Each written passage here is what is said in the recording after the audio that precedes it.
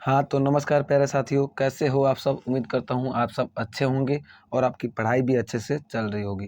तो दोस्तों, आज की इस वीडियो में हम लोग बात करने वाले हैं अवतल दर्पण द्वारा प्रतिबिंब का बनना। यानी दोस्तों, अवतल दर्पण में हम कहाँ-कहाँ वस्तु को रखेंगे तो प्रतिबिंब कहाँ पर बनेगा, ये सभी चीज़ें हम इस वीडियो में जानने वाले हैं। यानी हम आपको बताएँगे वो 6 स्थितियाँ जो अवतल दर्पण में मतलब 6 स्थितियों पर रखने पर वस्तु को प्रतिबिंब कहाँ-कहाँ बनता है, वो सभी इस वीडियो में आज क्लियर हो जाएगा। और दोस्तों, ये दावा करता हूँ कि अगर आप इस वीडियो को देख लेते हैं, तो आपको प्रतिबिंब निर्माण करने में यानी कि अवतल दर्पण द्वारा जो भी प्रतिबिंब बनता है, जहाँ भी वस्तु को रखकर प्रतिबिंब बनता है, वो सभी आपका डाउट क्लियर हो जाएगा। कहीं भी आपको दिक्कत नहीं होगा। तो बस आप वीडियो को बिना स्किप किए हुए फुल वॉच ज़रूर कीजिएगा।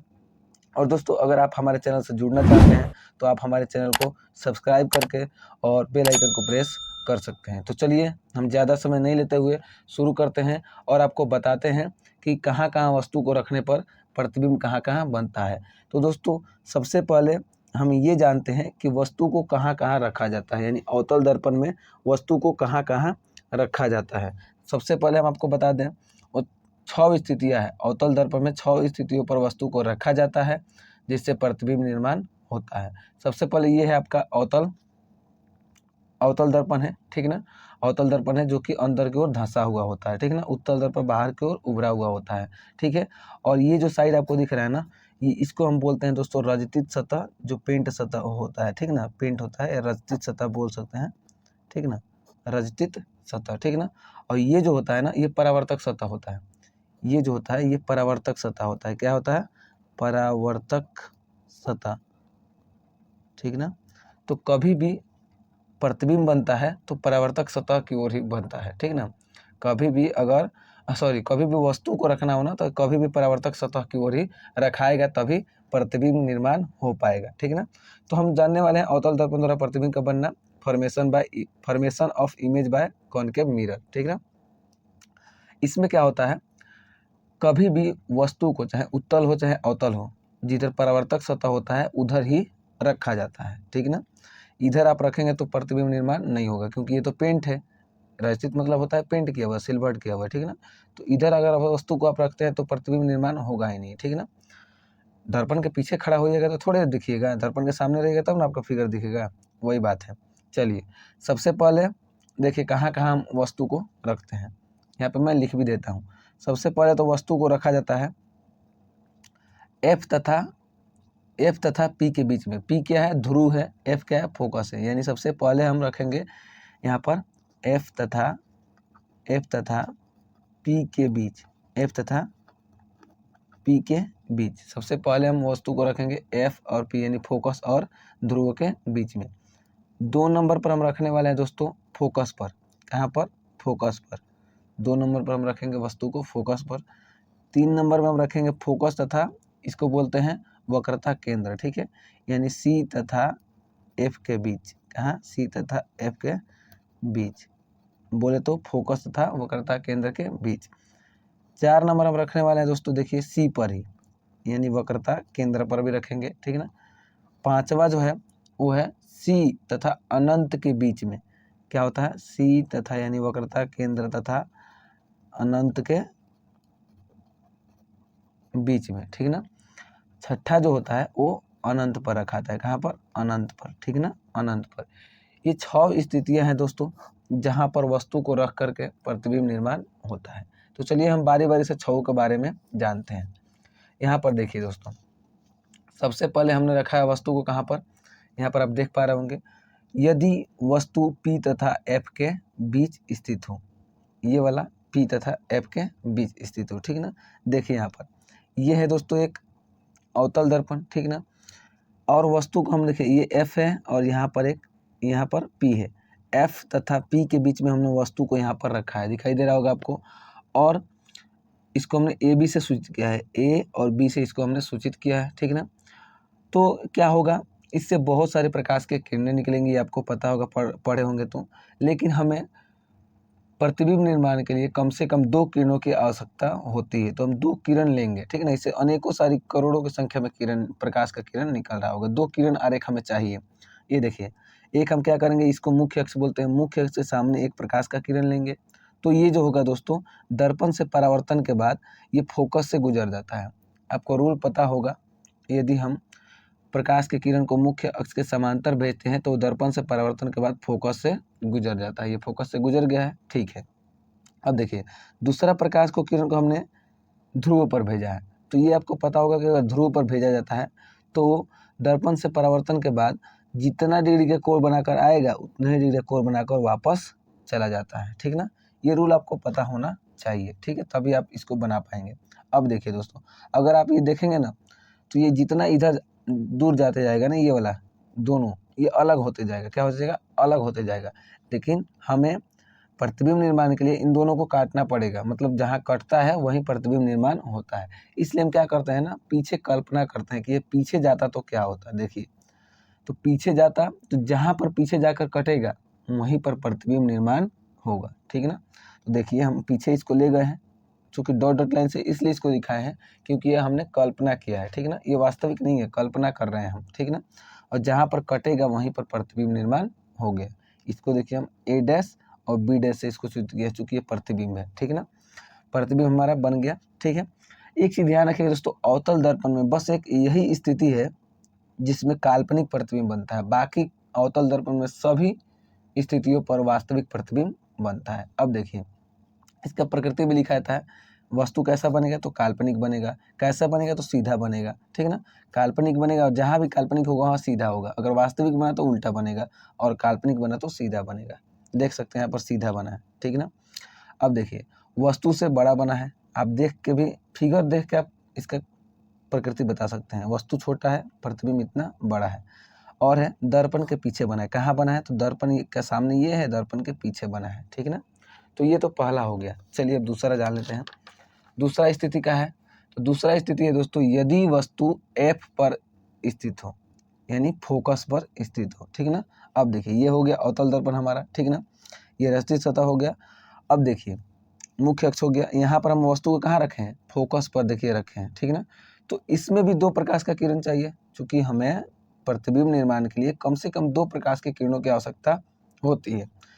एक प्रकाश को किरण को हम सभी में एक प्रकाश के किरण को मुख्य अक्ष के समांतर भेजेंगे, ठीक ना। जब मुख्य अक्ष के समांतर भेजेंगे तो ये दर्पण से परावर्तन के बाद कहाँ से गुजरेगा? फोकस से गुजरेगा, गुजर गया है। और दूसरा प्रकाश के किरण को हम ध्रुव से भेजते हैं। यदि ध्रुव से भेजेंगे तो ये दर्पण से परावर्तन के बाद जितना डिग्री का कोण बनाकर आया है उतना ही डिग्री का कोण बनाकर वापस चला जाता है। अब दोस्तों, अगर आप देखेंगे तो ये समांतर जाते जाएगा। कहाँ पर जाएगा? समांतर जाएगा, ठीक ना। और ये जाकर अनंत पर, यानी बहुत दूर, अनंत मतलब बहुत दूर, बहुत बड़ा इसका प्रतिबिंब बनेगा। अनंत पर जाकर प्रतिबिंब इसका बनेगा, ठीक ना। ये समांतर जाते जाएगा, इधर कहीं नहीं कटेगा, कटेगा कहाँ पर? अनंत पर चला जाएगा, ठीक ना। तो इसीलिए इसको ऐसे ही करके छोड़ दिया था इतना। इसका प्रकृति लिखाता है, वास्तविक बनेगा, चूंकि दर्पण के सामने ही ना कटेगा, दर्पण के पीछे थोड़ी जा रहा है, ठीक है ना। इसलिए वास्तविक हो जाएगा। और वास्तविक होगा तो 100% उल्टा होगा और वस्तु से बहुत बड़ा होगा, क्योंकि छोटा थोड़ी होगा। अनंत पर बनेगा तो बहुत बड़ा बनेगा, ठीक ना, पृथ्वी से भी बड़ा बनेगा। अब देखिए, अब यहाँ पर हो जाएगा अनंत पर बनेगा। कहाँ पर प्रतिबिंब बनेगा? अनंत पर बनेगा, ठीक है। दो स्थिति आपको समझ में आ गया। चलिए अब तीसरा का बात कर लेते हैं। अब देखिए, तीसरा इसमें है, यदि वस्तु कहाँ पर? C तथा F के बीच में। तीसरा स्थिति हमारा है कहाँ पर? ये है C और ये है F, इसके बीच में यदि वस्तु स्थित हो तो प्रतिबिंब कहाँ बनेगा? ये रहा हमारा अवतल दर्पण, ये रहा मुख्य अक्ष। हमने वस्तु को देखिए कहाँ रखा? C तथा F, यानी वक्रता केंद्र तथा फोकस के बीच में वस्तु को रखा है, ठीक है। तो एक प्रकाश के किरण को मैंने बोला है ना कि हमेशा मुख्य अक्ष के समांतर भेजना है। दर्पण से परावर्तन होगा तो ये फोकस से गुजर जाएगा, ठीक है। दूसरा प्रकाश को किरण को हमने कहाँ भेज दिया है दोस्तों? देखिए, फोकस से ही भेज दिया है। तो फोकस से भेजा जाता है तो ये क्या होता है? दर्पण से परावर्तन के बाद इस मुख्य अक्ष के समांतर चला जाता है। देखिए, आया है और मुख्य अक्ष के समांतर चला गया। दोस्तों, ये एरो देना मत भूलिएगा, किधर से किधर जा रहा है, इससे इसका पता लग जाता है, ठीक ना। चेक करने वाले को कभी दिक्कत नहीं होगा। तो दूसरा प्रकाश के किरण को हम फोकस से भेजें, फोकस से आएगा और दर्पण पर टकराएगा तो ये दर्पण क्या करेगा? इसको मुख्य अक्ष के समांतर भेज देगा और जहाँ पर कट गया वहीं पर प्रतिबिंब निर्माण हो गया, ठीक है। यहाँ पर कटा है इसलिए प्रतिबिंब यहाँ पर बन गया है, ठीक ना। अब देखिए, इसका प्रकृति क्या होगा? वास्तविक होगा, चूंकि दर्पण के सामने बना गया तो वास्तविक होगा, दर्पण के पीछे बनेगा तो काल्पनिक होगा। और वास्तविक बनेगा तो जाहिर सी बात है उल्टा होगा। देखिए यहाँ भी उल्टा होगा, यहाँ से शुरू हुआ है, कटा है यहाँ पर, इसलिए यहाँ पर एरो इधर होगा, इसलिए उल्टा हुआ है। देखिए वास्तविक होगा तो उल्टा होगा। और देखिए वस्तु छोटा है, प्रतिबिंब बड़ा है ना, तो यहाँ पर लिखाएगा वस्तु से बड़ा। प्रतिबिंब बना है जो वस्तु से बड़ा बना है ना, तो इसलिए यहाँ पर लिखा है बड़ा। अब बना कहाँ है, देखिए तो सी के बाहर बना है ना। आप ऐसे भी लिख सकते हैं, चूंकि इधर अनंत है इधर सी है, तो आप ऐसे भी लिख सकते हैं सी तथा अनंत के बीच में बना है, या फिर सी के बाहर प्रतिबिंब बना है। देखिए सी यहाँ पर है तो सी के बाहर बना है ना, तो ऐसे भी लिख सकते हैं, ठीक ना। 3 स्थितियों के बारे में हमने जान लिया। चौथा स्थिति है यदि वस्तु सी पर स्थित हो। अब देखिए सी तथा एफ के बीच में हम जान लिए, अब वस्तु सी पर स्थित हो तो प्रतिबिंब कहाँ बनेगा। यहाँ पर देखिए हमने सी पर वस्तु को रख दिया है। सी पर रखने के बाद एक प्रकाश के किरण को, वही बात कि हम मुख्य अक्ष के समांतर भेजेंगे तो ये दर्पण से परावर्तन के बाद फोकस से गुजर जाएगा, ठीक है। दूसरा प्रकाश के किरण को यहाँ पर देखिए हम फोकस से भेज रहे हैं, तो फोकस से भेजने पर क्या होता है, अभी मैंने बताया फोकस से अगर भेजा जाता है तो ये मुख्य अक्ष के समांतर चला जाता है। टकराने के बाद दर्पण से मुख्य अक्ष के समांतर चला जाता है। ये है मुख्य अक्ष, इसके समांतर चला गया है ना, इधर से आया है इधर चला गया है, ठीक ना। अब जहाँ पर कट गया, देखिए जबरदस्ती नहीं करना है, जहाँ पर कटेगा वहीं पर प्रतिबिंब बनेगा। अब देखिए ये कहाँ पर कटा है, एकदम सी पर ही कटा है, देख सकते हैं एकदम सी पर ही कटा है। देख लीजिए हम कहीं जोर जबरदस्ती नहीं किए, जैसे जहाँ कटा है वैसे ही। देखिए दोस्तों एक चीज़ मैं आपको बता दूं, प्रतिबिंब सही ढंग से तभी बनेगा, जहाँ पर कटना होगा तभी कटेगा, जब ये सी और एफ तथा पी के बीच का दूरी समान रहेगा। इसको आप लोग इंची से स्केल जो होता है उसकी मदद से बनाएंगे, बराबर दूरी रहेगा, इन दोनों के बीच का दूरी अगर बराबर रहेगा तो परफेक्ट कटेगा जहाँ कटना होगा, ठीक ना। तो अब देखिए प्रकृति में क्या होगा, सबसे पहले तो वास्तविक होगा, चूंकि दर्पण के सामने बना है, और वास्तविक होगा तो जाहिर सी बात है उल्टा होगा, ठीक ना। और वस्तु के बराबर होगा, देख सकते हैं जो प्रतिबिंब बना है वस्तु के बराबर बना है, ठीक ना। और सी पर ही बनेगा, ये क्या है, सी पर वस्तु रखा गया, सी पर ही बना है प्रतिबिंब इसका, ठीक ना। तो आई होप कि आपको ये भी समझ में आ गया होगा जो मैं बता रहा हूँ, ठीक ना। अब देखिए पांचवा जो है दोस्तों, यदि वस्तु सी तथा अनंत के बीच स्थित हो, ठीक ना। अब देखिए ये है अवतल दर्पण, थोड़ा सा टेढ़ा हो गया है, और वस्तु को हम कहाँ रखें, सी तथा अनंत के बीच में, चूंकि इधर अनंत है और यहाँ पर सी है, और इसके बीच में हमने वस्तु को रखा है। तो ये एक प्रकाश के किरण को, वही बात हम मुख्य इसके समांतर भेजेंगे तो दर्पण से परावर्तन के बाद ये कहाँ से चला जाएगा, देखिए फोकस से चला गया है, ठीक ना। दूसरा प्रकाश के किरण को हम फोकस से भेजेंगे तो ये दर्पण से परावर्तन के बाद कहाँ से जाएगा, दर्पण से परावर्तन के बाद मुख्य अक्ष के समांतर चला जाएगा, ठीक ना।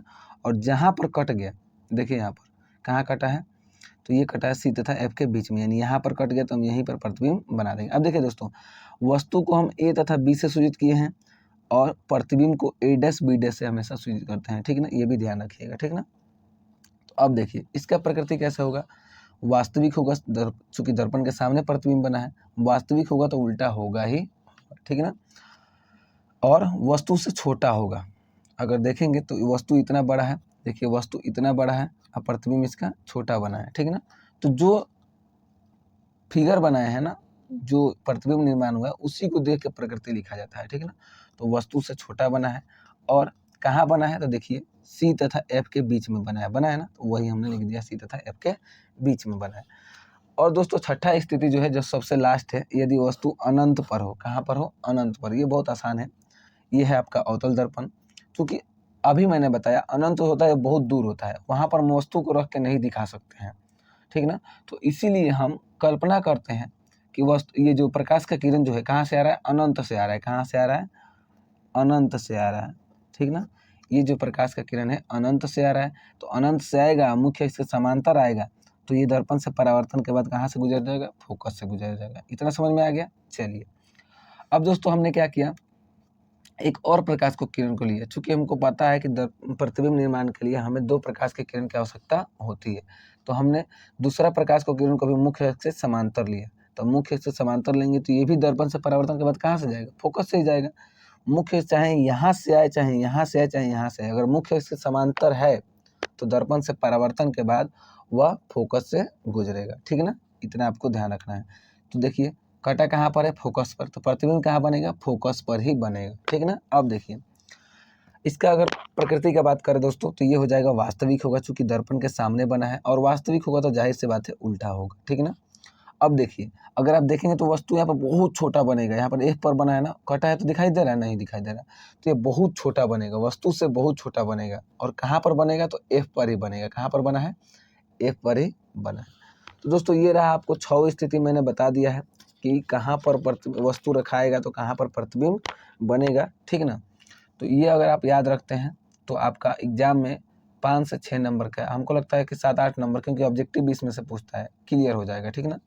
बाकी आपको वीडियो कैसा लगा ये हमें आपको कमेंट में बताना है, ठीक है दोस्तों। और कमेंट में ये भी बताना है कि आपका पढ़ाई कैसा चल रहा है। बाकी मिलते हैं इसके नेक्स्ट वीडियो में, तब तक के लिए जय हिंद।